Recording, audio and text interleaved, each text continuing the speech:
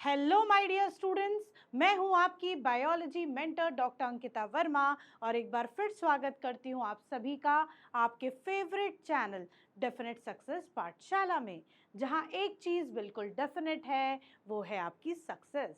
तो आज से हम बायोलॉजी में क्लास 9th के बायोलॉजी सेक्शन का भी आगाज़ कर रहे हैं, स्टार्ट कर रहे हैं। तो आप लोग रोज़ मेरे साथ बने रहें, ये चैप्टर्स रेगुलरली देखते रहें, ये चैप्टर्स रेगुलरली पढ़ते रहें। तो जो बायो में आपको जैसा कि पता है, सीबीएसई ने इस बार सिलेबस बहुत कर दिया है इलैबोरेट, है ना। 2 चैप्टर जो हैं ऐड ऑन हुए हैं, एक जो चैप्टर है इम्प्रूवमेंट इन फूड रिसोर्सेज वो ओमिट हो चुका है अब आपके सिलेबस से। ठीक है, तो अब आपका सिलेबस हो गया है थोड़ा वाइड, थोड़ा और इंटरेस्टिंग। तो उस इंटरेस्टिंग सिलेबस की शुरुआत आज हम करने वाले हैं कौन से चैप्टर से? हम करने वाले हैं chapter number 5, the fundamental unit of life से। ठीक है, तो हम यहाँ से अपना बायोलॉजी करते हैं स्टार्ट। आज जो पोर्शन हम इस चैप्टर का लेने वाले हैं, that is the most important part, that is the introductory portion. कौन सा पोर्शन रहेगा बच्चों? वो इंट्रोडक्टरी पोर्शन, जिससे आपको थोड़ा सा इस चैप्टर का बैकग्राउंड समझ में आ जाए। इस चैप्टर में हम पढ़ने वाले हैं कि सेल क्या होता है, सेल कितने टाइप के होते हैं, सेल के हिसाब से ऑर्गेनिजम्स कितने टाइप के होते हैं। ठीक है ना, ये सारी चीज़ें। सेल थ्योरी क्या है, सेल थ्योरी के पोस्टुलेट्स क्या हैं, सेल थ्योरी के ऑब्जेक्शंस क्या हैं, ये सारी चीज़ें हम इस चैप्टर में डील करेंगे। और आगे सेल के अंदर जो बहुत सारे क्या होते हैं, सब सेल्यूलर स्ट्रक्चर, जो आपको इधर पिक्चर में दिख रहे होंगे, जिसका नाम आपने बिल्कुल सुना होगा। किसी को राइबोसोम बोलते हैं, किसी को माइटोकॉन्ड्रिया बोलते हैं, किसी को ER that is endoplasmic reticulum बोलते हैं। तो ये सारे सब सेल्यूलर स्ट्रक्चर, जिनको सेल ऑर्गेनल्स बोला जाता है, ये इनका फंक्शन क्या है, इनका रोल क्या है, ये सेल के अंदर भाई क्या कर रहे हैं, क्यों प्रेजेंट है, तो ये सारी चीजें हम वन बाय वन डील करेंगे। तो आज हम जो डील करने वाले हैं that is introductory portion.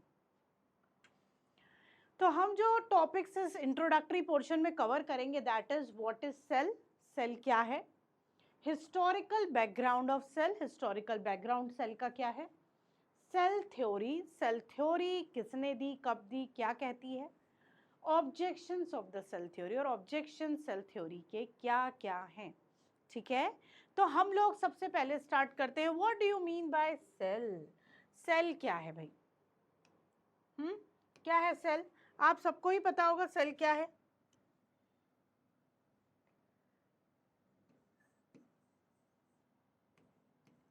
What do you mean by cell?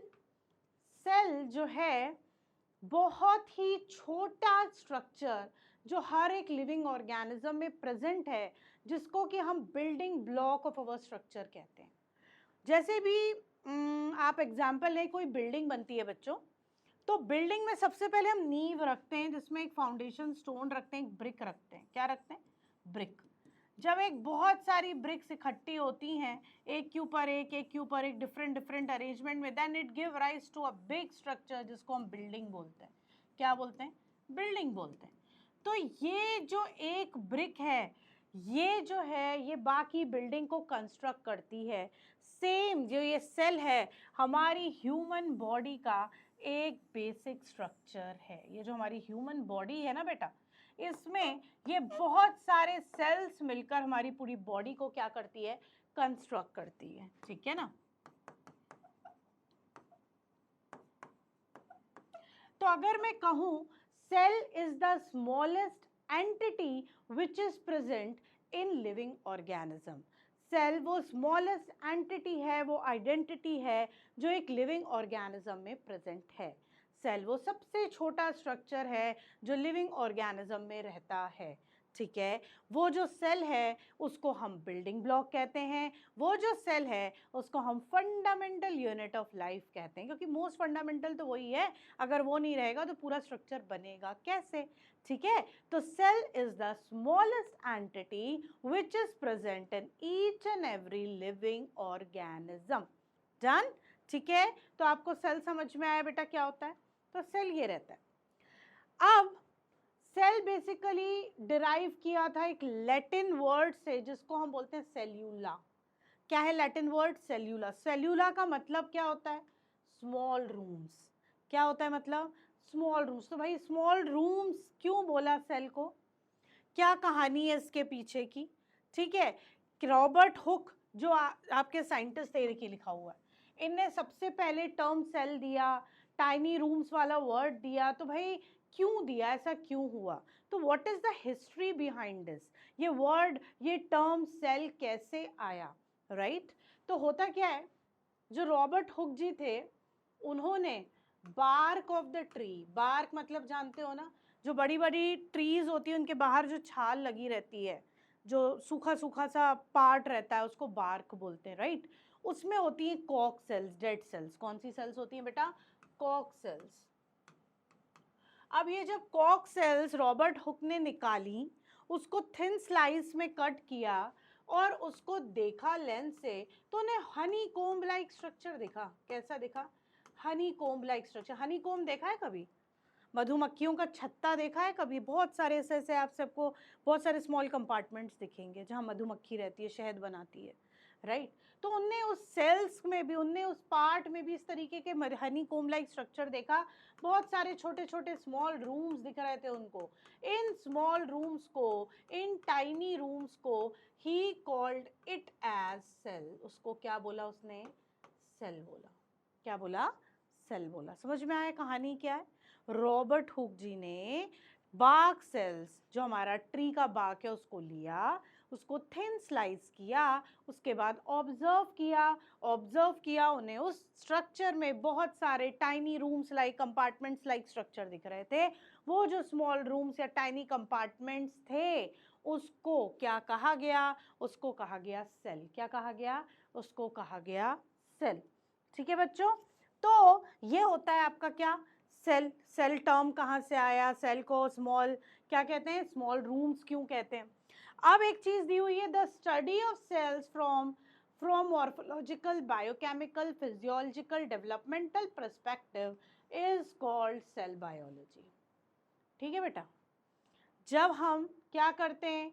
Morphology की स्टडी करते हैं, बायोकेमिकली सेल को पढ़ते हैं, फिजियोलॉजिकली सेल को पढ़ते हैं, डेवलपमेंटल पर्सपेक्टिव पढ़ते हैं, तब उसको हम सेल बायोलॉजी बोलते हैं। क्या बोलते हैं? Cell biology. सेल की complete study give rise to another branch of biology that is known as cell biology. क्या बोलते हैं उसको बेटा? सेल बायोलॉजी कहा जाता है। ठीक है, अब नेक्स्ट पे आओ, हिस्टोरिकल बैकग्राउंड। जैसे एक पार्ट तो हमने अभी रॉबर्ट हुक का क्या किया, डिस्कस किया कि रॉबर्ट हुक ने कैसे टर्म सेल निकाला, क्यों बोला, है ना? अब आ गए Antony van Leeuwenhoek. Antony van Leeuwenhoek is the person who is regarded as father of microbiology. कौन थे ये? इनको क्या बोला? Father of microbiology. माइक्रोबायोलॉजी क्यों बोला?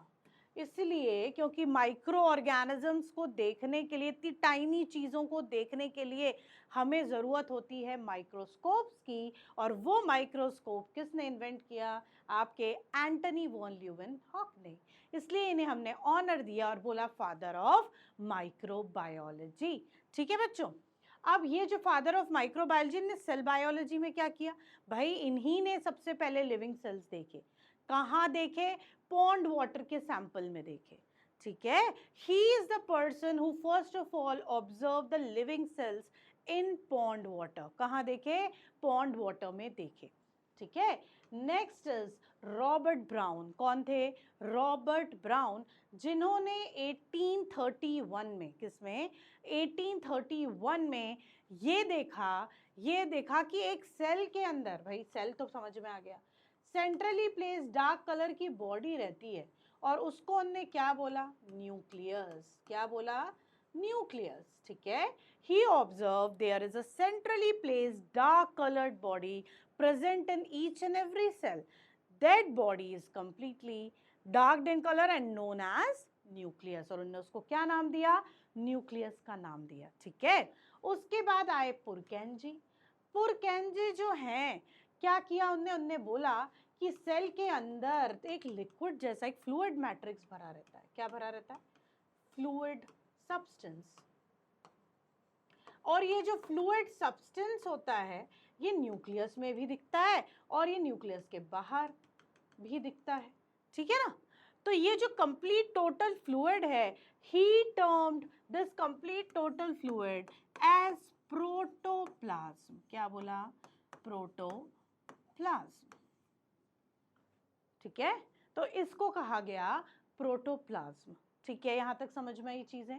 तो हिस्टोरिकल बैकग्राउंड, बेटा अगर मैं सेल बायोलॉजी की बात करूँ तो बहुत सारे साइंटिस्ट के नाम मैं आपको यहाँ गिना सकती हूँ, लेकिन अभी हम चल रहे हैं आपके सिलेबस के हिसाब से। तो आपके सिलेबस के हिसाब से जो आपके एनसीईआरटी में कवर्ड है दैट इज रॉबर्ट हुक, जिन्होंने टर्म सेल दिया, डेड सेल सबसे पहले देखा, है ना। एंटनी वॉन ल्यूवेनहॉक जिनने लिविंग सेल ऑब्जर्व किया, रॉबर्ट ब्राउन जिनने न्यूक्लियस टर्म दिया, पुरकेनजी जिनने प्रोटोप्लाज्म जो टोटल लिक्विड कंटेंट होता है उसको क्या बोला? प्रोटोप्लाज्म बोला। यहाँ तक समझ में आ गया आप लोगों को, ठीक है बच्चों। तो ये था सेल का हिस्टोरिकल बैकग्राउंड। तो अब जो हमें नेक्स्ट पढ़ना है दैट इज सेल थ्योरी। क्या पढ़ना है? सेल थ्योरी पढ़ना है। अब क्या है, बार बार सेल बायोलॉजी में एडवांसमेंट होता जा रहा था, बहुत सारी चीज़ों के बारे में पता चलता जा रहा था कि न्यूक्लियस है, प्रोटोप्लाज्म है, साइटोप्लाज्म है, सेल मेम्ब्रेन है।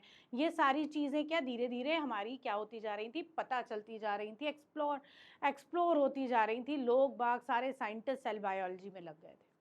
अब ये सारी चीज़ें देखते हुए एक थ्योरी आई जिसको हम बोलते हैं सेल थ्योरी। क्या बोलते हैं? Cell theory. ये जो सेल थ्योरी है ये 1838 और 1839 में स्केल्डन एंड श्वान ने फॉर्म्युलेट करी थी, ठीक है।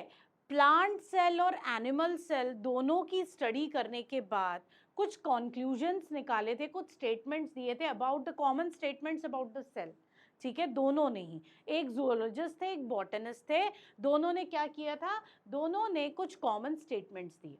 पहला क्या? All living organisms are made up of cell, जितने भी लिविंग ऑर्गेनिजम्स हैं सब सेल से बने हुए हैं। दूसरा, cell is the fundamental and basic unit of living organism. Cell एक बेसिक और फंडामेंटल यूनिट है किसका? लिविंग ऑर्गेनिज्म का। उसके बाद each cell consist of nucleus surrounded by protoplasm which is covered with plasma membrane with or without cell wall। फिर उसने बोला हर एक सेल जो है उसमें एक न्यूक्लियस होगा, वो सराउंड करेगा लिक्विड से जिसको प्रोटोप्लाज्म बोलेंगे। वो प्रोटोप्लाज्म कवर होगा सेल मेम्ब्रेन से या प्लाज्मा मेम्ब्रेन से। इसके बाहर या तो सेल वॉल होगा या तो सेल में सेल वॉल एब्सेंट होगा। किस में होगा सेल वॉल? प्लांट सेल में। किस में होगा cell wall absent? Animal cell में, ठीक है। तो थर्ड पॉइंट का मतलब समझ में आ गया, हर एक सेल में एक न्यूक्लियस होना चाहिए, सराउंडेड बाय प्रोटोप्लाज्म होना चाहिए, which is covered with plasma membrane होना चाहिए। सेल वॉल हो भी सकती है, कई सेल में नहीं भी हो सकती है, ठीक। ये तीन स्टेटमेंट है। All living organisms are made up of cell, cell is the fundamental and basic unit of life, each cell consists of nucleus surrounded by protoplasm which is covered with plasma membrane with and without cell wall, ठीक है। अब आए Rudolf Virchow in 1855 he expanded the cell theory। इनने बोला कि मैंने cell theory को expand करना है। उनने बोला कि सेल के ओरिजिनेशन की तो बात ही नहीं करी, सेल आ कहाँ से रहे, ये न्यू सेल्स बन कहाँ से रहे, तो उन्हें ओरिजिनेशन पे स्टेटमेंट दिया। इन्होंने बोला ओमिनिस सेल्यूला ए सेल्यूले। क्या मतलब है? All new cells arises from the division of pre existing cells. जितने नए सेल्स हैं वो अराइज होते हैं division of pre existing cell से, पहले सेल से। मतलब एक जो सेल है आफ्टर मैच्योरिटी डिवाइड करता है और दो नए डॉटर सेल्स, दो नए न्यू सेल्स बनाता है, ठीक है। तो इस स्टेटमेंट को लैटिन में ओमिनिस सेल्यूला ए सेल्यूला बोला गया, जिसका मतलब all new cells arises from the division of pre existing cell. किसने दिया? रुडोल्फ विर्चो ने सेल थ्योरी के में एक पॉइंट और ऐड कर दिया, इसलिए he expanded the cell theory, right. Cell theory समझ में आई? किसने दी? स्केल्डन एंड श्वान ने 1838 और 1839 के बीच में।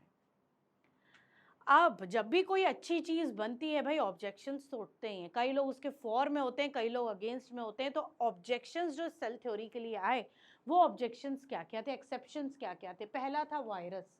भाई virus is not at all made up of cell, virus is acellular structure, non living structure. Virus को क्या बोलते हैं, a connecting link between living and non living. क्या बोला जाता है, एक connecting link between living and non living. जब तक वो किसी होस्ट बॉडी में इन्फेक्शन नहीं करता तब तक वो लिविंग नहीं होता है ना। और वो एक ए सेल्यूलर स्ट्रक्चर है, प्रोटीन कोड कैप्सिड से बना हुआ रहता है। तो वो तो क्या हो गया, वो तो आपका ए सेल्यूलर हो गया, तो वो भी आ गया एक objection. RBCs and sieve tubes, RBCs जब मैच्योर होते हैं दे लॉस्ट द न्यूक्लियस, उनमें से न्यूक्लियस गायब हो जाता है। तो हमने जो थर्ड पॉइंट बोला, हर एक cell consist of centrally placed nucleus, वो यहाँ पे फेल हो रहा है ना बच्चों। सीव ट्यूब्स, सीव ट्यूब्स जो हमारे प्लांट सेल में होता है, जो हमारा वैस्कुलर सिस्टम होता है प्लांट सेल में, जाइलम और फ्लोएम, वहाँ पे एक सीव ट्यूब नाम का स्ट्रक्चर होता है फ्लोएम में अलॉन्ग विद कंपेनियन सेल, ठीक है ना। तो वो जो सीव ट्यूब होता है उसके अंदर भी न्यूक्लियस नहीं होता।